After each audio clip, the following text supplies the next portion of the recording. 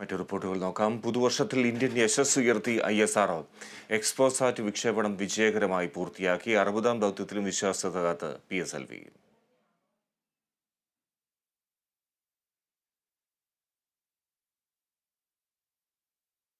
Antony G George വിവരങ്ങളുമായി ചേരുന്നു. ആന്റണി, പുതുവത്സരത്തിൽ വലിയ ഒരു യശസ് ഉയരങ്ങളിലേക്ക് ഉയരുന്നു. എങ്ങനെയാണ് ISROയുടെ ദൗത്യം?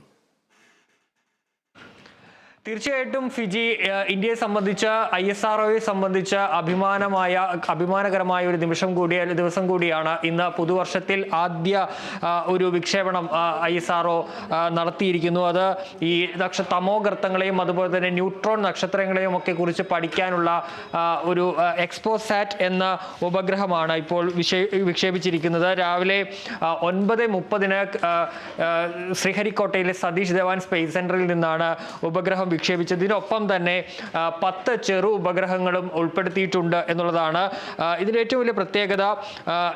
ഈ അമേരിക്കയ്ക്ക് ശേഷം എക്സ്റേ പൊളാരിമീറ്റർ, ഈ എക്സ്റേ കാര്യങ്ങളെ കുറിച്ച് പഠിക്കുന്ന ഒരു ഉപഗ്രഹം ഇന്ത്യ അയക്കുന്ന രണ്ടാമത്തെ രാജ്യമായി ഇന്ത്യ മാറുന്നു എന്നുള്ളൊരു പ്രത്യേകത കൂടി ഉണ്ട്. മാത്രമല്ല, കേരളത്തെ സംബന്ധിച്ചും ഈ വിക്ഷേപണത്തിൽ അഭിമാനിക്കാൻ കഴിയുന്ന ഒരു കാര്യം ഉണ്ട് എന്നുള്ളതാണ്. അത് കേരളത്തിലെ തിരുവനന്തപുരം പൂജപ്പുര LBS എഞ്ചിനീയറിംഗ് കോളേജിലെ വനിതാ എഞ്ചിനീയറിംഗ് കോളേജിലെ വിദ്യാർത്ഥികൾ നിർമ്മിച്ച VSAT എന്ന ഒരു ഉപഗ്രഹവും കൂടി ഈ 10 ഉപഗ്രഹങ്ങൾക്കൊപ്പം ഉണ്ട് എന്നുള്ളതാണ് ഏറ്റവും പ്രധാനപ്പെട്ട മറ്റൊരു കാര്യം എന്നുള്ളത്. 5 വർഷമാണ് ഈ ദൗത്യത്തിൻ്റെ കാലാവധിയായി നിശ്ചയിച്ചിരിക്കുന്നത്.